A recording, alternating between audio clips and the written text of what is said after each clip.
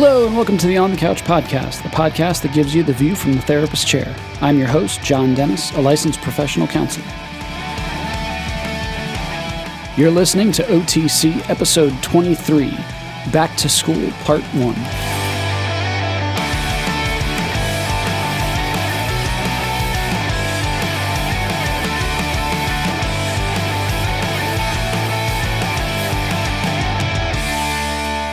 Welcome back, OTC listeners. It's good to be back with you all. So we are, just blazing through summer. August is about to kick off. So I know across the country, we have just a ton of rising seniors that are going to be freshmen in college, first-year students is the preferred nomenclature. And a number of college students they're returning for their second, third, fourth, possibly fifth year. So just wanted to talk a little bit about preparing your student to either go to college or go back to college. I know for a lot of people, this is a celebration or to be congratulated. This is everything you've been working for, for the last 18 some odd years. And so there's a lot that goes into this. And just going to unpack a couple of things, questions that we've received, different situations that I've come across in working with young adults and college-age students that either they've launched and the launch didn't go so well, and some they had to scrub the launch, some they came back home, some, it was just little rocky, a little bit of turbulence, but they got things sorted out. So we're going to try to unpack a lot of those different scenarios and give you guys some tips for talking to your children, talking to and helping them plan to make that jump to college.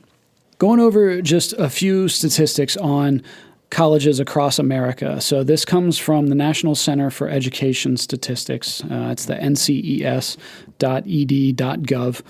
So they reference last year's enrollment, 2018. So in 2018, the projected number of students attending American colleges and universities were somewhere around 19.9 million. So that's higher than the enrollment of 15.3 million students in fall 2000, but a little bit lower than the peak that they had of 21 million back in the fall of 2010. So it's gone up, it's come down a little bit, but just below that 20 million mark. And total enrollment is actually expected to increase between fall 2018 and fall 2027 to 20.5 million. So they're expecting it to continue increasing. For the statistics on the financial numbers, they actually pull from the 2016-2017 academic year. So the average annual price for undergraduate tuition, fees, room and board, it was around $17,237 at public institutions. It's around $44,551 at private nonprofit institutions.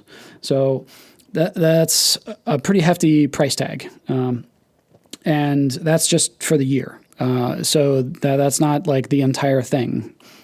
So just a few statistics on 6-year graduation rates. So for first-time, full-time undergraduate students that began seeking bachelor's degree at 4-year degree granting institutions, that's in the fall of 2010, that was 60%.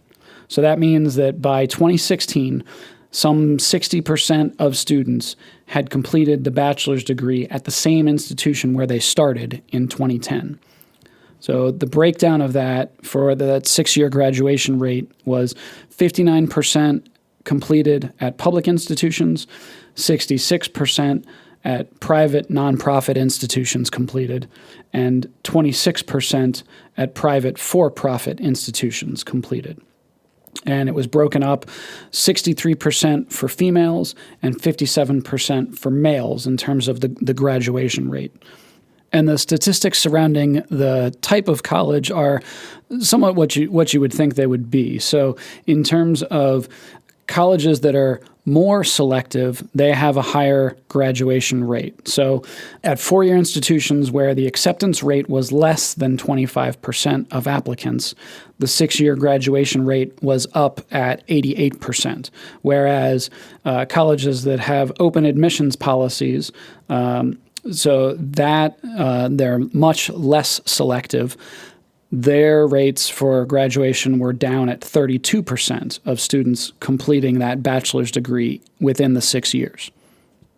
U.S. News published an article in 2019, it was back in March, that talks about how to avoid your student dropping out, why, what are the statistics around it, and they list the main reasons that students drop out or stop out, depending, is number one, it seems to be overwhelmingly, increasingly because of financial reasons.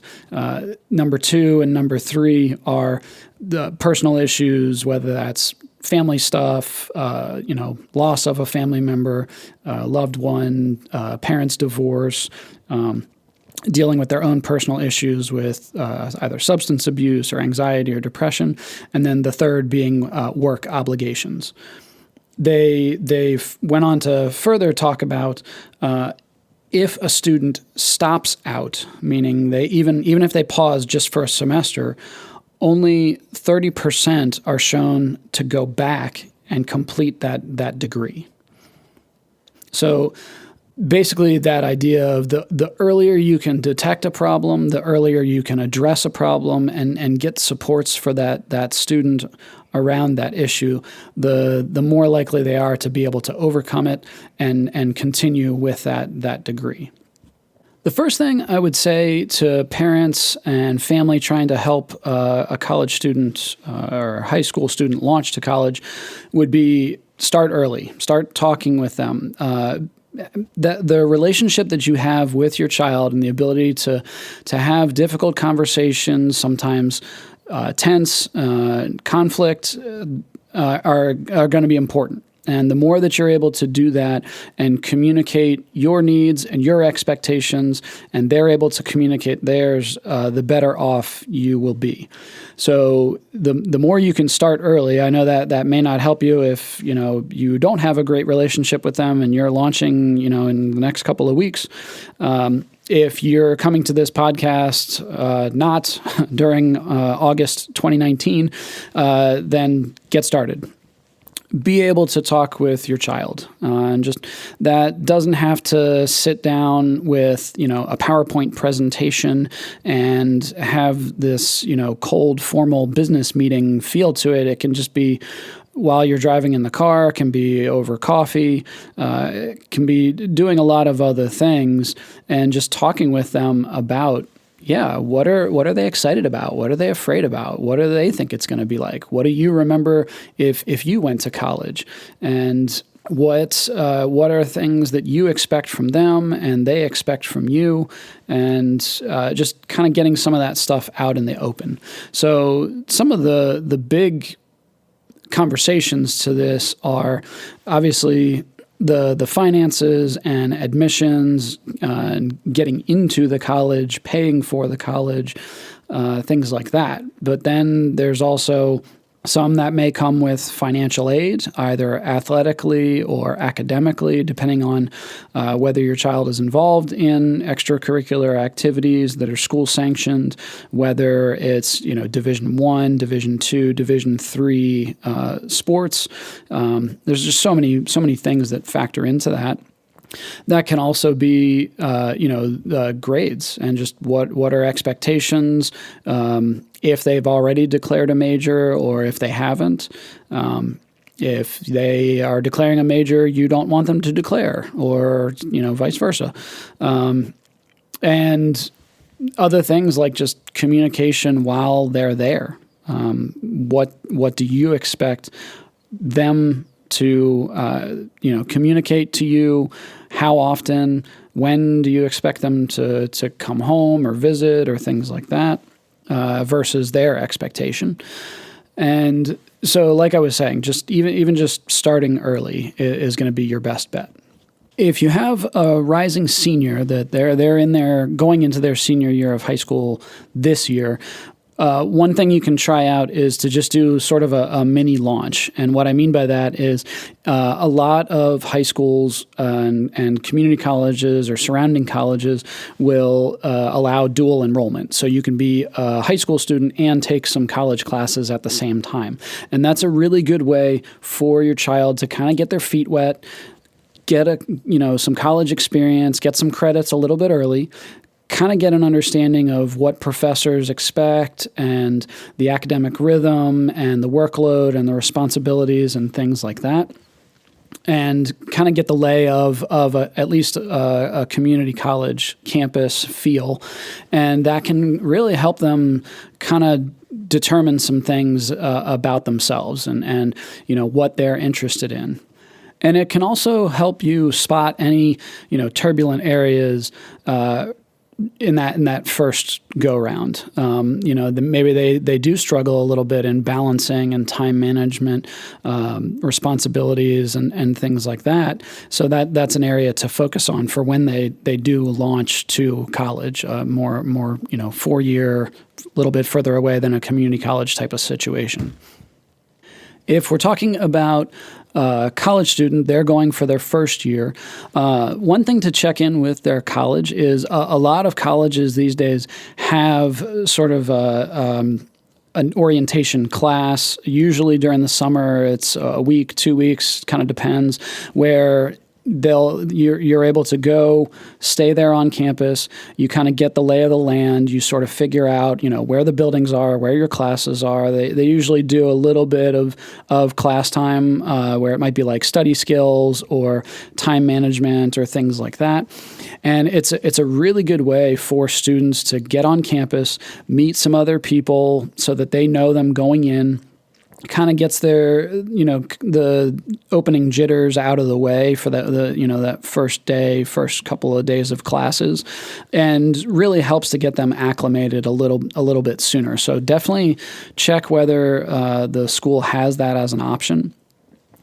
If you have a student that they do have a diagnosed condition, intellectual disability, learning disability, something like that.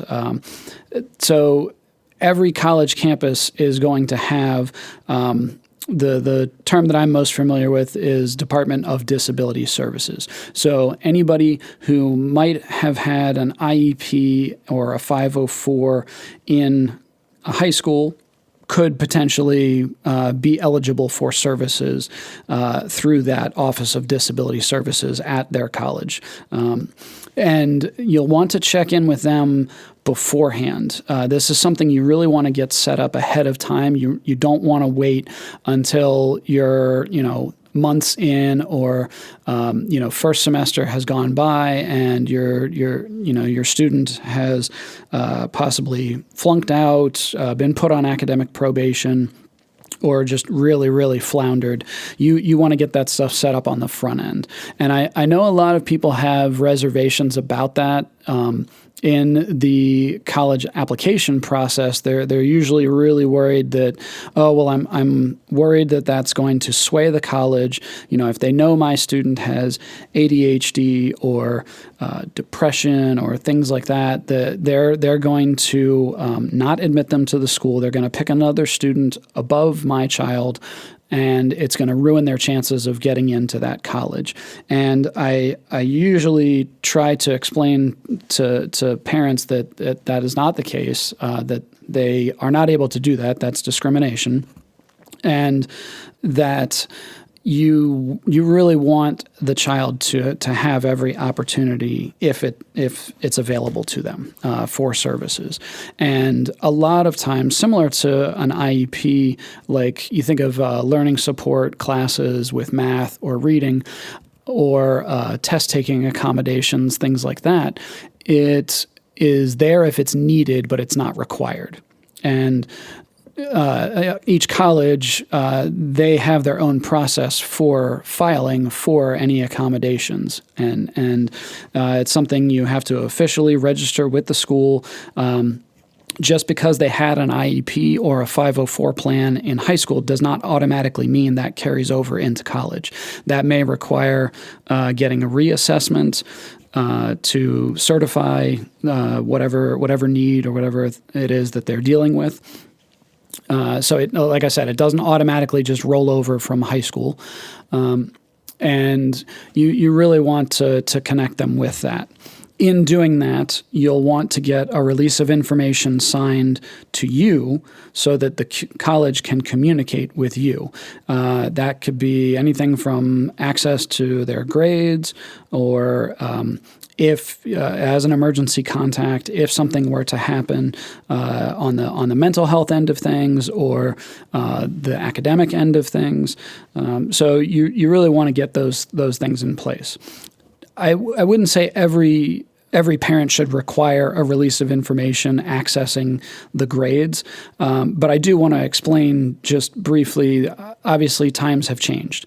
You think of decades ago, your parents could have access to your grades. The grades might even get sent home to them from the college. It is not that way anymore with HIPAA and confidentiality. Everything from medical records. Once your child turns 18, you do not have just free range access to that anymore, and that's where getting a release form can be very vital depending on the situation.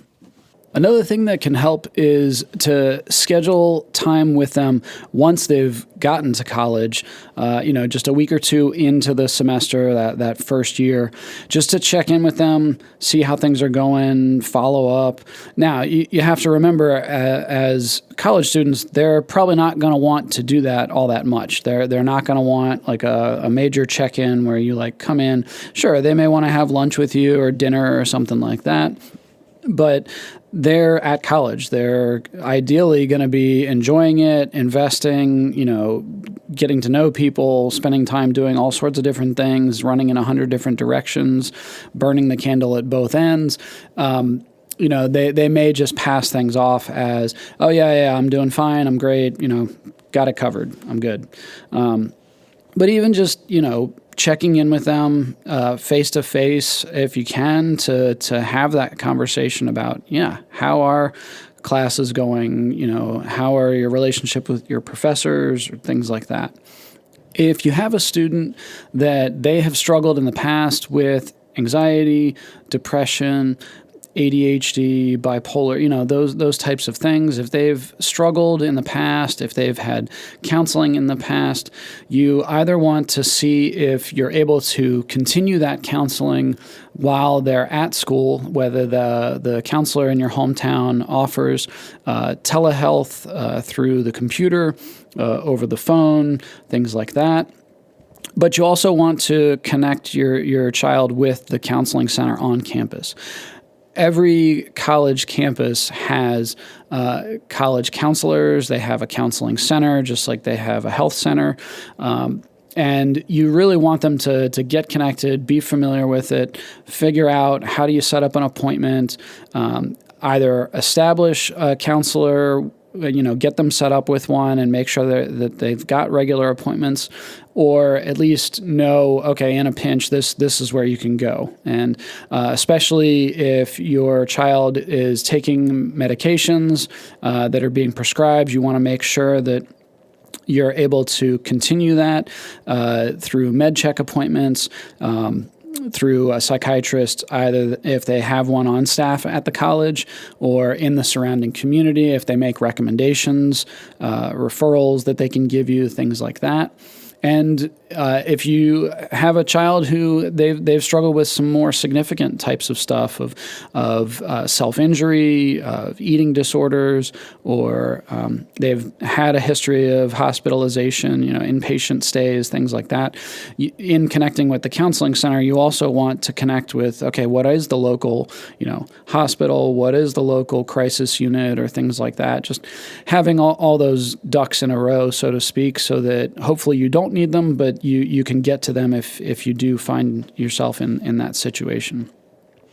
And the same should be said for, connecting your child with writing workshops, if they're, tutors or mentors on campus, things like that. Campuses typically have a lot of services at their disposal. But a lot of times it falls on the student themselves to reach out when they need the help. And so even just getting them comfortable with, okay, this is where you would go, or you can go online, you can set up an appointment with the writing workshop, you can find a tutor here, helping them get acclimated to that and become comfortable with that is a good thing. You're listening to OTC Episode 23, Back to School Part 1. We'll be right back after a brief word from our sponsor.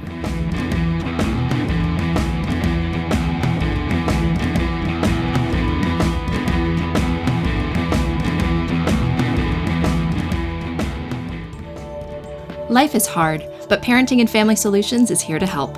Our board-certified counselors are easy to talk to and offer a safe, encouraging environment to help you with your unique needs.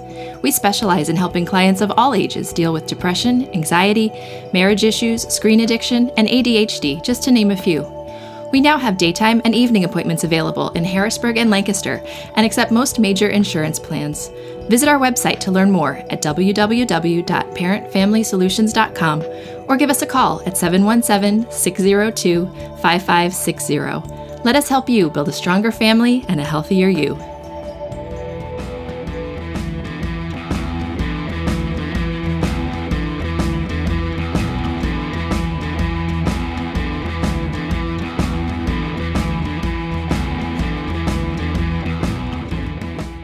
So those are just a few of the things to keep in mind. Now let's talk about, okay, you actually need to talk to your child and have those interactions, have those conversations.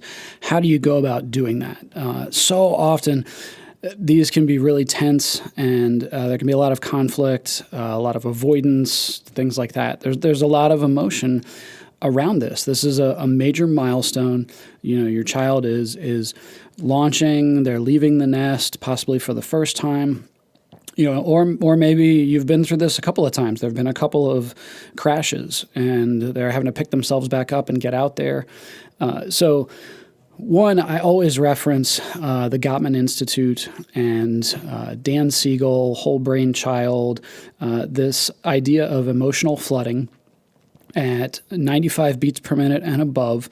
The idea that we hit, fight or flight response, we become emotionally overwhelmed, and that happens for adults as well as children. And keeping that in mind, knowing your tells, knowing when you're starting to get really frustrated or upset, and being able to communicate that. The common understanding is that if either party hits that 95 beats per minute and above, you should be calling a timeout and coming back to it later. You want to wait the 30 or 40 minutes before coming back together and trying to talk through that. A lot of people don't do that. They just try to power through it, and it winds up blowing up in their face. And in having these conversations, you really want to focus on I statements as much as you can. So changing out you for I, and talking with your child about what are your fears, what are your expectations, and asking some open-ended questions about theirs. And you really want to try to not lawyer them or monologue them. You're just lecturing and droning on and on. You want to ask some well thought out questions about what do they want to get out of this experience? What are they afraid of? And do they understand the implications of, the financials? And let's sit down and talk about that. Each of you is going to bring your own set of experiences to the table. And, admittedly, you may have a lot more than they do because of being the adult and having been on the planet longer, but they're both valid, and you sometimes need to unpack some of that stuff. So the really focusing on not bringing the conflict and all that tension to the table when you first get into these situations. You really want to try to check emotion at the door as much as you possibly can, and just talk through what each of you is going through and how you can help each other with that. Now, at the end of the day, yes, they're going to be in a different phase of life. They are chomping at the bit, most likely, to break away from family, to get out, leave the nest and experience that flight and that freedom that ideally comes with college. And they're going to want to, just let me do it. Let me try it. Let me experience it. I don't want you to teach me. I don't want you to lecture me, and I will find out for myself. And there, that balance of sometimes you do have to let them do that. Now, if I've talked with a lot of families, both personally and professionally, of I'm willing to do that up to a point, but I am not willing to foot the bill and co-sign on loans if you're going to be pulling C's and D's. If you're going to be on academic probation, I'm not comfortable paying for that. And if you're going to do that, you can have that experience, but you're going to be on your own. Now, you kind of have to weigh out what if you're a single parent, if you're married or separated, you kind of have to have some of those conversations as well about what are we as a family, as a couple, as co-parents, what are we comfortable with, and how do we communicate that in healthy and appropriate ways. And the same thing, for your child, being able to articulate, okay, this is my expectation.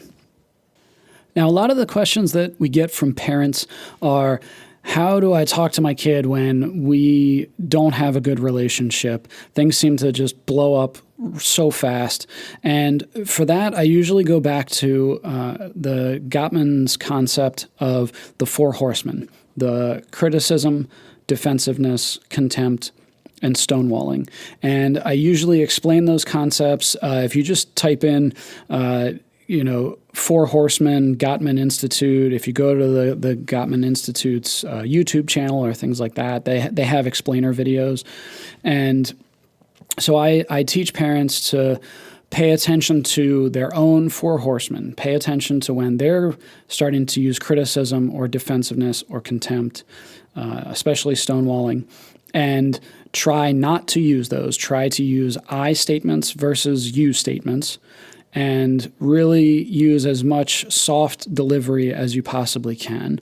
If your child is using the 4 horsemen, don't take the bait. Now, I know that's much easier said than done, speaking from personal and professional experience, but the more you can not take the bait and get focused on, well, they're using contempt, they're getting defensive, they're calling me names, they're rolling their eyes, they're sucking their teeth, those types of things, if you get focused on that, it's going to dead end, and you're going to always get what you've always gotten, which is the same old dance steps, Einstein's definition of insanity, where it just results in the same thing over and over again. So the way to change that is learn about the 4 horsemen, learn about I statements and soft startups versus harsh startups, and try to not use the 4 horsemen, use more I statements and more soft startups. Now, it's not going to go perfectly every time. There are going to be things where you differ. Your child is most likely not going to want to communicate with you the same way or the same amount that you want them to communicate with you. A lot of parents, this is hard for them. But you got to remember, this is their opportunity to break away from the family, to develop their identity and their autonomy, and really start to form who they are in the world. And you really don't want, Melissa McCarthy's life of the party, where, you're going to college with them, you're going to be in their hip pocket, you're going to be monitoring everything that they're doing.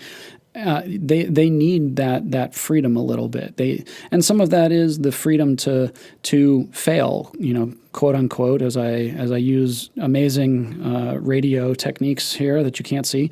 But that idea of they need to experience some of that. And obviously, no, you don't want bad things to happen to them. But I mean, you got to remember back to your own college experiences, if you had them, or if that was work or military, moving out for the first time.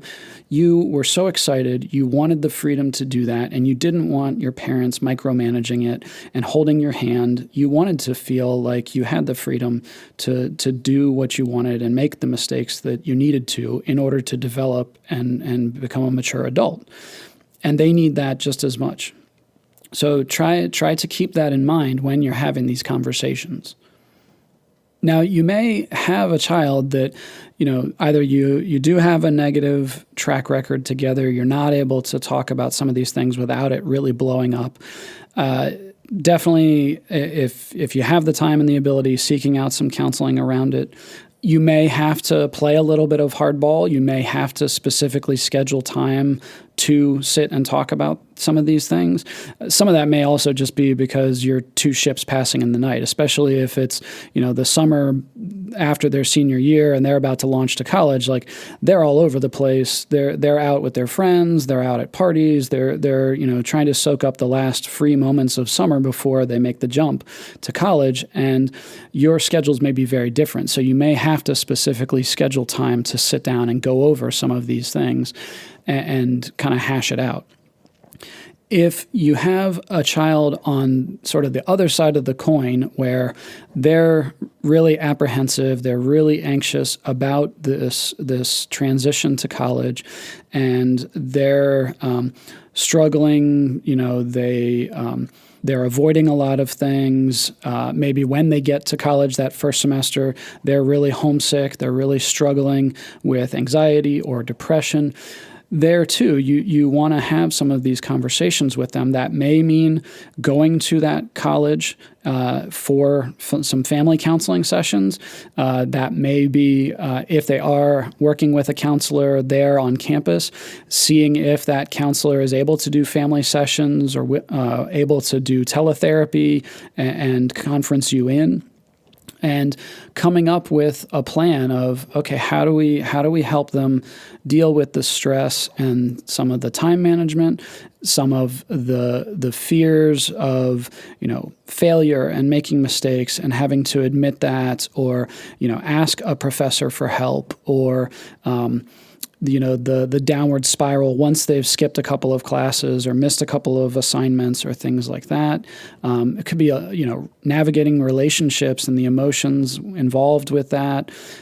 And the idea is to help them create that safe space, either with the counselor or themselves, trying to advocate for positive coping skills wherever possible, and really helping them to be comfortable with the stress and the anxiety, and learn how to deal with that and come out on the other side.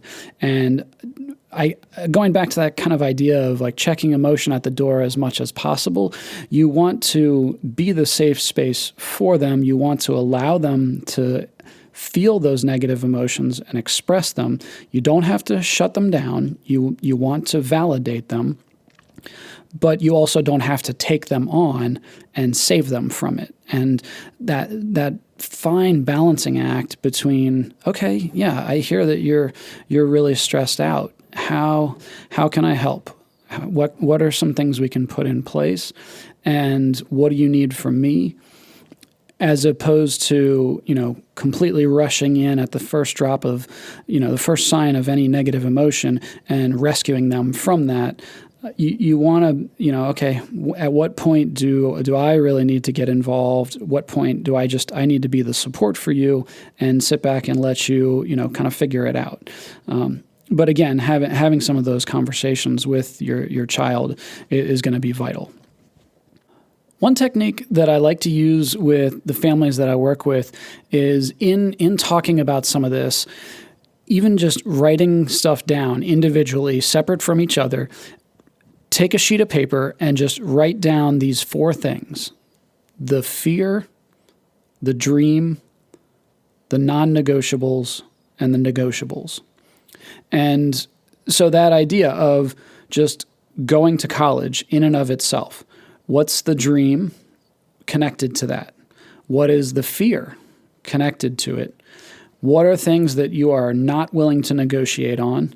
And what are things that are more flexible and you're willing to discuss? And then you and your child do that, write those things down, and then compare notes, talk about it, and really start to identify a lot of those things. A lot of this stuff does not get said. It doesn't get unearthed, and we skip over it. And instead, we use those 4 horsemen. We use the negative communication styles, and this stuff never gets brought up. And a lot of times when you look at it, you and your child likely have the same fear, the fear of failure, the fear of making a mistake, the fear of embarrassment, and the same dream.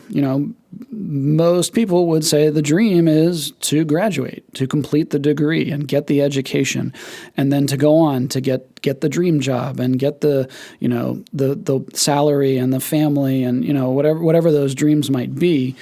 A lot of times they're very similar, but we don't ever talk about that.